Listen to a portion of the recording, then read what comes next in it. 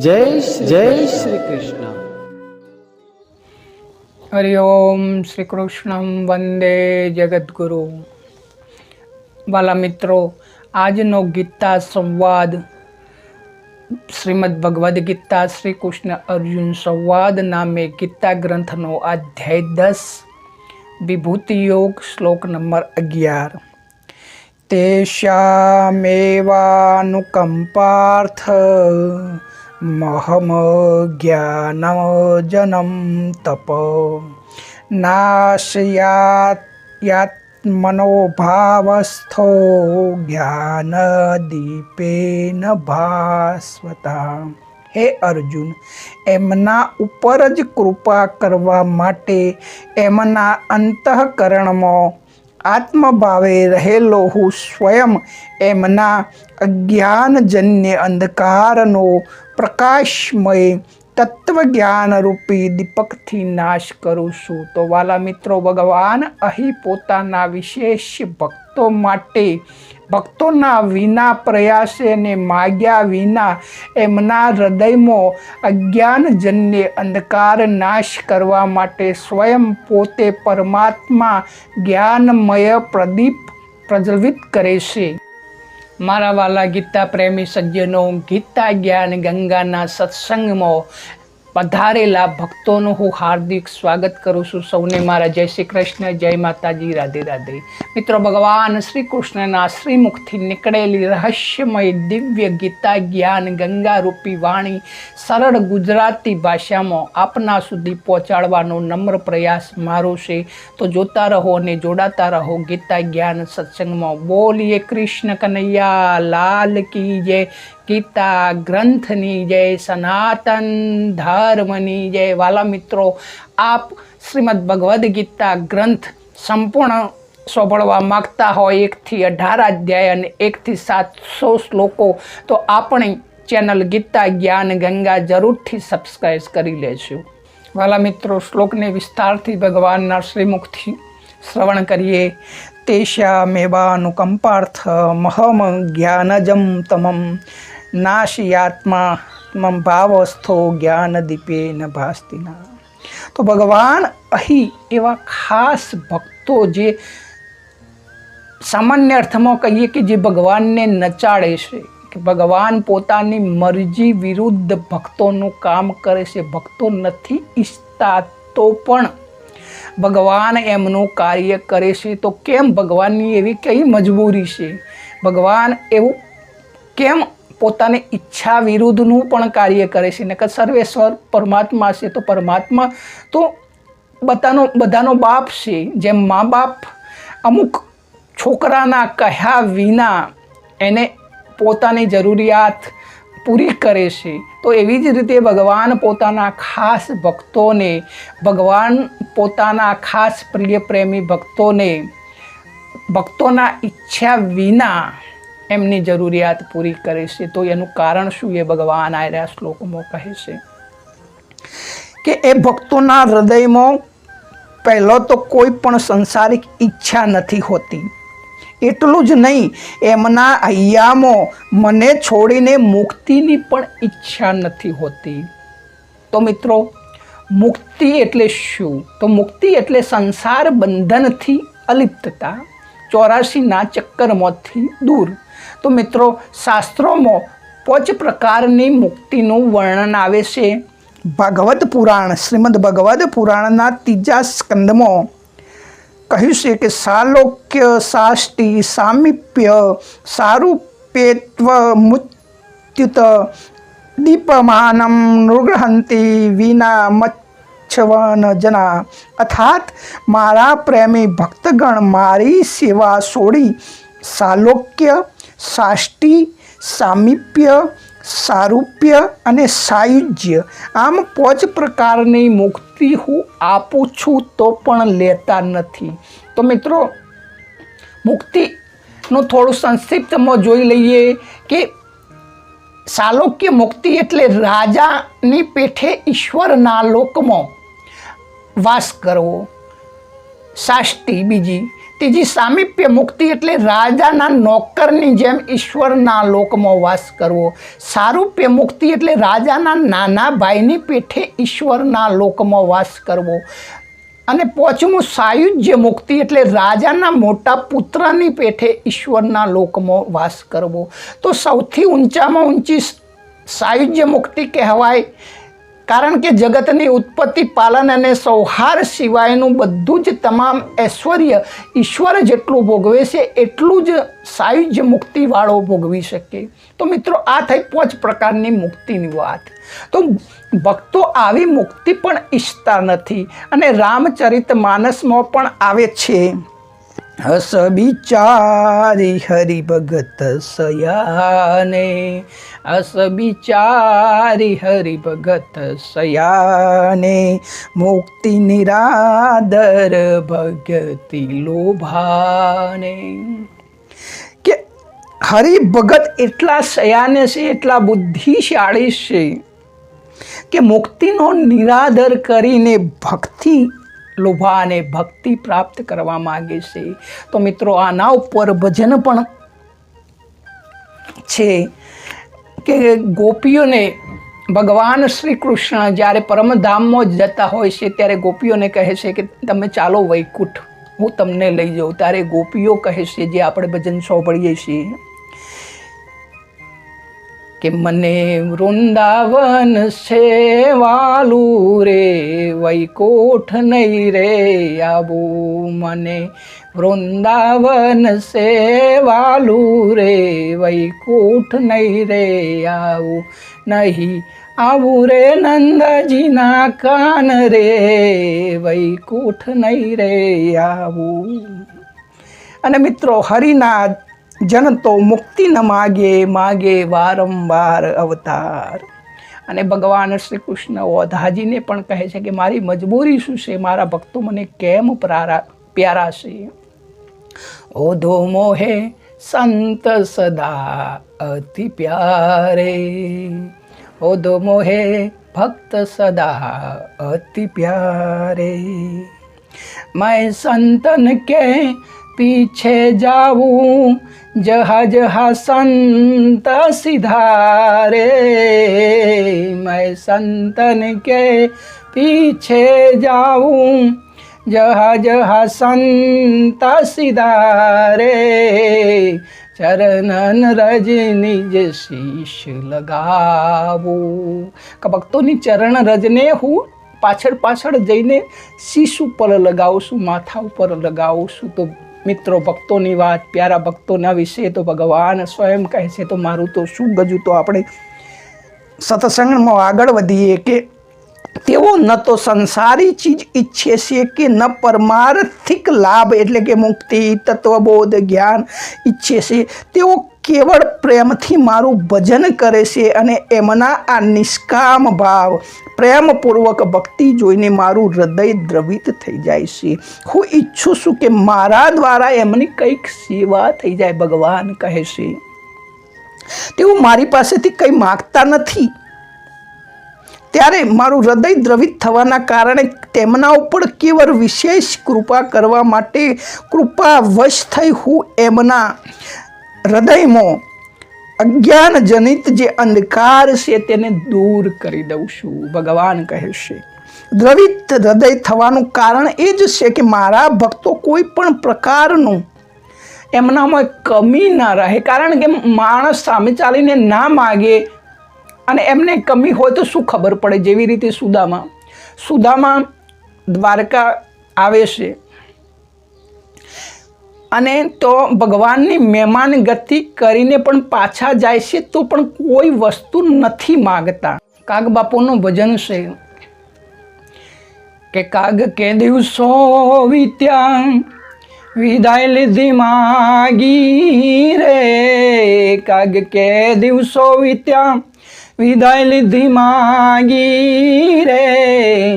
મોરારી પાસેથી કઈ ન માગ્યું રે, ધન ધન એની ધારણા રે. મિત્રો, જુઓ તમે કે 7 દિવસના બાળકોને ઉપવાસ છે, પત્નીએ જોરેથી મોકલ્યા ત્યારે દ્વારકાધીશના સાનિધ્યમાં ગયા છે. દ્વારકા પોતાની હાલતની પોતાને ખબર છે અને ભગવાનનું ઐશ્વર્યની પણ ભક્તને ખબર છે, સુદામાને ખબર છે, તો પણ એ પોતાના મિત્ર પરમ મિત્ર પાસે પણ કંઈ માગતા નથી. તો આવા ભક્તની ભગવાન વાત કરી રહ્યા છે.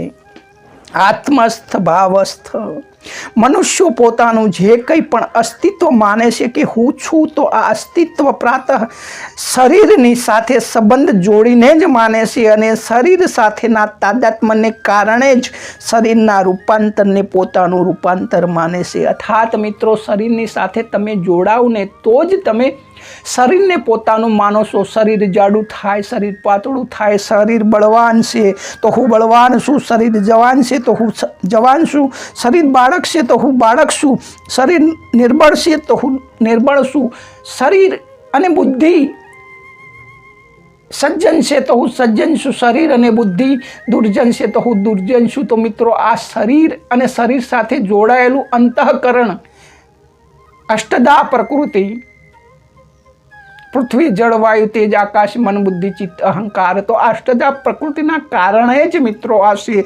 વાસ્તવમાં આ વિષયોને બાદ કરતા તત્વદ્રષ્ટિથી મનુષ્યોનું પોતાનું અસ્તિત્વ જે સ્વસ્વરૂપ છે, જે આત્મા છે, તે પ્રકૃતિથી રહિત છે.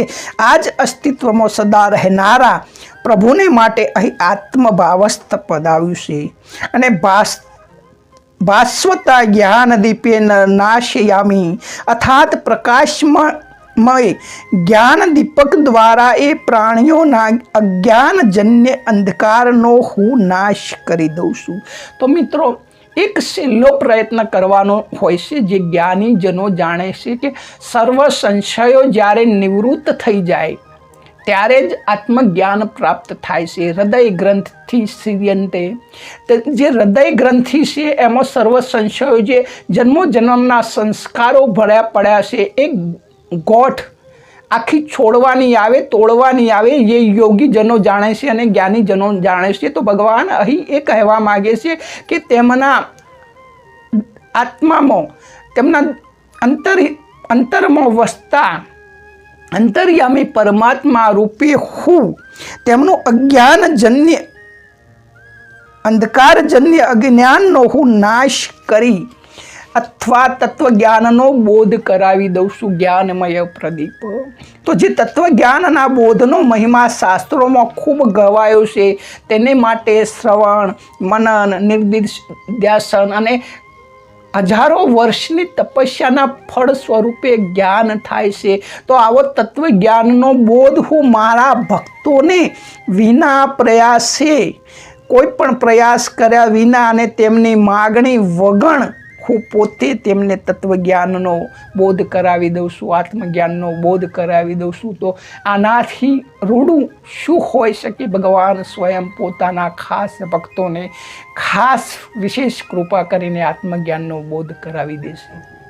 વાલા મિત્રો, ફરીથી આપણે સંક્ષિપ્તમાં શ્લોકને જોઈએ એ પહેલાં આપણે નવો જે કોમેન્ટનો વિભાગ શરૂ કરેલો છે, આગળના વિડીયોમાં વિશ્વભરમાં કયા ધર્મ ગ્રંથની જન્મ જયંતિ મનાવવામાં આવે છે, તો તેનો જવાબ છે શ્રીમદ ભગવદ્ ગીતા શ્રી કૃષ્ણ અર્જુન સંવાદ નામે વિશ્વનો સર્વશ્રેષ્ઠ ગ્રંથ અને પ્રાણી માત્રનો હિત ઈચ્છતો ગ્રંથની જન્મ જયંતિ વિશ્વભરમાં મનાવવામાં આવે છે, જે 2025 1 ડિસેમ્બર અને માગસર માસની સુદ 11, જેને મોક્ષદા એકાદશી કહેવામાં આવે છે, તે દિવસે મનાવવામાં આવે છે.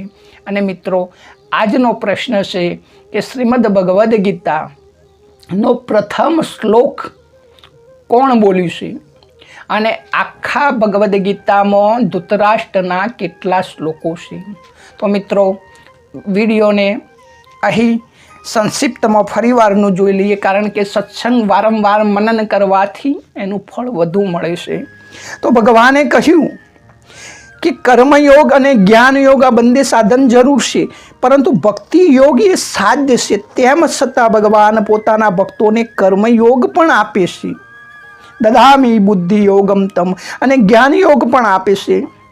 જ્ઞાન દીપેન ભાસ્વતા. તો અપરા અને પરા બંને પ્રકૃતિઓ ભગવાનની જ છે, અને તેથી ભગવાન કૃપા કરીને પોતાના ભક્તને અપરાની પ્રધાનતાવાળો કર્મયોગ અને પરાની પ્રધાનતા થવાવાળો જ્ઞાન યોગ આ બંને આપે છે. તેથી ભક્તને કર્મયોગનું તત્વ નિષ્કામ ભાવ અને જ્ઞાન યોગનું તત્વ સ્વરૂપ બોધ આ બંને સુગમતાથી પ્રાપ્ત થઈ જાય છે.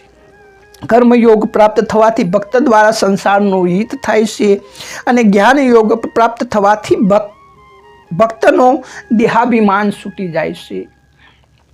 તો મિત્રો, ભક્ત ભગવાનના ચિંતનમાં પ્રેમમાં સંતુષ્ટ અને મગ્ન રહે છે. તેને ન તો પોતાનામાં કંઈ ઉણપ દેખાય છે કે ન તો કશું પ્રાપ્ત કરવાની આવશ્યકતા જણાય છે. જેમ બાળક સર્વથા માને આશ્રિત રહે છે, તેની દૃષ્ટિમાં પોતાની કોઈ ઉણપ દેખાતી જ નથી.